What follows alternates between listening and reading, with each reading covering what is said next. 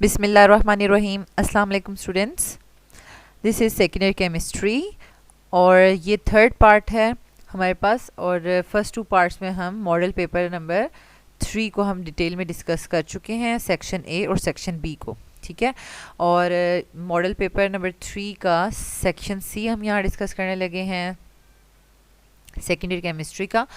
तो students start करते हैं। सेक्शन सी में आपके पास टोटल 3 लॉन्ग क्वेश्चंस होते हैं, जिनमें से आपको 2 लॉन्ग क्वेश्चंस जो है वो अटैम्प्ट करने होते हैं।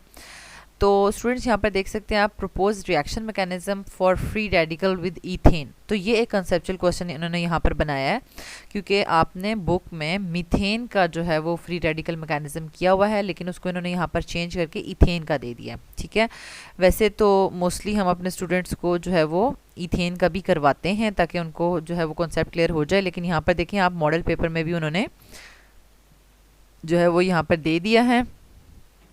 नेक्स्ट आपके पास आ जाता है, देखें सबसे पहले आपने जो है वो इसके इनिशिएशन स्टेप लिखना है, फिर प्रोपोगेशन स्टेप लिखना है। प्रोपोगेशन में आपको पता है कि 2 रिएक्शंस इक्वेशंस होती हैं, और लास्ट में आपने टर्मिनेशन लिखा है। यहाँ पर बहुत ज़्यादा थ्योरेटिकल वर्डिंग भी लिखी हुई है, लेकिन आप सिंपली 1 या 2 लाइन्स में अपने जो लिखा हुआ है वो आप एक्सप्लेन कर सकते हैं। ठीक है, नेक्स्ट आ जाता है क्वेश्चन नंबर 3 का B part, identify factors that affect enzyme activity, explain temperature and pH, describe the components of complex compounds. अब इस क्वेश्चन के जो हैं वो आप देख लें 3 पार्ट्स हैं। पहले पार्ट में तो आपने फैक्टर्स, सारे सब फैक्टर्स के नाम लिखने हैं जहाँ जो कि इन्होंने यहाँ पर मेंशन नहीं किए। ठीक है, वो आपने मेंशन करने हैं। ठीक है, जैसे सबस्ट्रेट कंसंट्रेशन है या एंजाइम्स की, कैटलिस्ट की कंसंट्रेशन है, जो भी। ठीक है, और टेम्परेचर और पीएच वगैरह सब उनको सिंपल नाम लिखने के 2 मार्क्स हैं। उसके बाद फिर टेम्परेचर और पीएच को एक्सप्लेन करने के 2 मार्क्स हैं। ठीक है, और फिर थर्ड जो इसका पार्ट है उसमें आपने कम्प्लेक्स कंपाउंड्स के कंपोनेंट्स जो है वो एक लाइन में उनका एक्सप्लेन करना है। ठीक है, जैसे कैटाइन या एनाइंस होते हैं, सेंट्रल मेटल एटम होता है, लिगेंड्स होते हैं, और यहाँ पर उनकी थोड़ी सी एग्जाम्पल। ठीक है, तो ये आपके पास टोटल 7 मार्क्स का क्वेश्चन था, लेकिन ये बिल्कुल भी मुश्किल नहीं था, सीधा सीधा क्वेश्चन था। नेक्स्ट आ जाता है हमारे पास question number 4, demonstrate by the balanced chemical reaction of potassium magnet 7 with the following.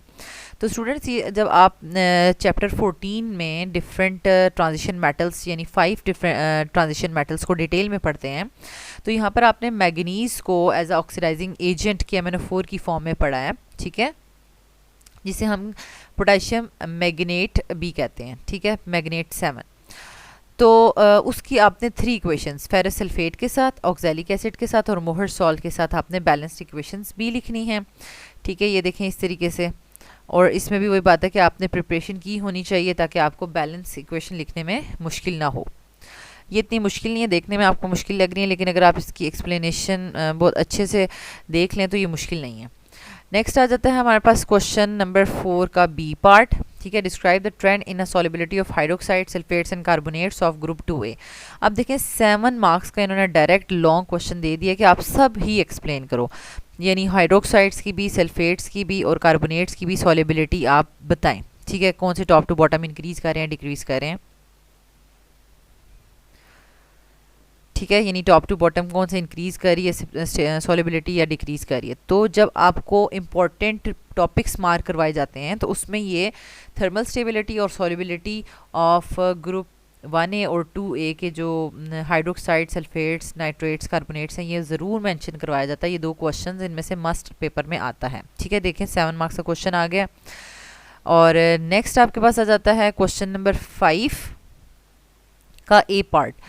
तो identify A and B compounds bye completing the chemical reactions, also right IUPAC names of the A and B। अब जो students nomenclature पढ़ते हैं तो mostly वो जो है nomenclature पे इतनी तवज्जो नहीं देते, लेकिन ये देखें नोमेनक्लेचर पूछा जा सकता है पेपर में। अब आपको ये सिंपल जो है वो कार्बोक्सिलिक एसिड के डेरिवेटिव्स यानी एनहाइड्राइड्स दिए हुए हैं, और एनहाइड्राइड्स के फर्दर रिएक्शंस करने आपको अल्कोहल के साथ, वाटर के साथ और अमाइंस के साथ। ठीक है, ये बिल्कुल भी मुश्किल नहीं है। इसमें आपने क्या करना है, जो यहाँ पर जो आपके पास CH3CH2 C double bond O के बाद जो सारा का सारा एसाइल ग्रुप है, ठीक है, ये आपने हटाते जाना है और रीएजेंट से आपने हाइड्रोजन यहाँ पर लगाते जाना है, यानी एनहाइड्राइड से आपके पास एसिड बनता जाएगा। ठीक है, ये पूरा का पूरा एसाइल ग्रुप डिलीट होता जाएगा और वो जाके यहाँ पर आपके पास रिमेनिंग जो एनाइन ग्रुप है उसके साथ अटैच होता जाएगा। ठीक है, यहाँ से इन सब में से एक एक हाइड्रोजन आके इसके साथ अटैच हो जाएगा। साथ आपने इनके आयोपैक नेम्स भी लिखने हैं। तो ये बिल्कुल सिंपल सा क्वेश्चन आया है कार्बोक्सिलिक एसिड के रिएक्शंस में से। लास्ट में आ जाता है हमारे पास analyse the ethanol infrared spectrum by using following data. तो इसमें कुछ भी मुश्किल नहीं है, आपको एकदम से ग्राफ और डाटा देख के लग रहा होगा कि ये बड़ा मुश्किल है, लेकिन उन्होंने आपको कंपाउंड का नाम भी दे दिया है कि हाँ एथेनॉल है, उसी का ये आपके पास एथेनॉल का ग्राफ भी है और टेबल भी है। आपने सिंपल एक्सप्लेन करना है कि ये जो ब्रॉड जो पीक आई हुई है 3358 पे, ये जो है वो हमारे पास OH स्ट्रेचिंग की वजह से आई है। ठीक है, और उसके बाद ये जो 1050 पे जो आई हुई है, ठीक है, तो ये हमारे पास CO बॉन्ड की स्ट्रेचिंग की वजह से आई है। ठीक है, जैसे कि यहाँ पर अगर हम ड्रॉ करें एथेनॉल का स्ट्रक्चर, ठीक है, ओपन करके, यानी ये हमारे पास CH3 CH2 और O और H है। ठीक है, तो एक जो है OH स्ट्रेचिंग बहुत आपको मेन नज़र आएगी और एक CO स्ट्रेचिंग जो है वो नज़र आएगी। बाकी कार्बन हाइड्रोजन स्ट्रेचिंग्स भी हैं लेकिन वो इतनी मेन नहीं होती, वो नज़र भी आती हैं लेकिन उनको हम नोटिस नहीं करते।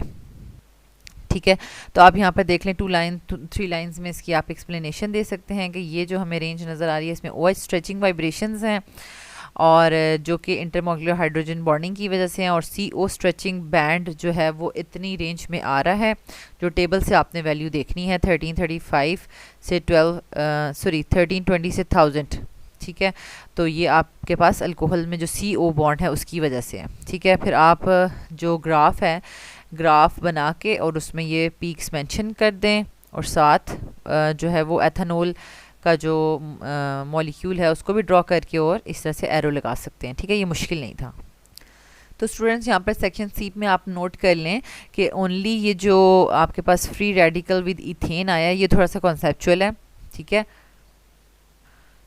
इससे आपको पता चल गया कि अगर आप थॉरली जो केमिस्ट्री के टॉपिक्स हैं उनको अच्छे से पढ़ें और इक्वेशंस की अच्छी प्रैक्टिस करें तो 85/85 मार्क्स लेना बिल्कुल भी मुश्किल नहीं है। आप इजीली जो है वो फुल मार्क्स गेन कर सकते हैं, बात है सिर्फ प्रैक्टिस करने की।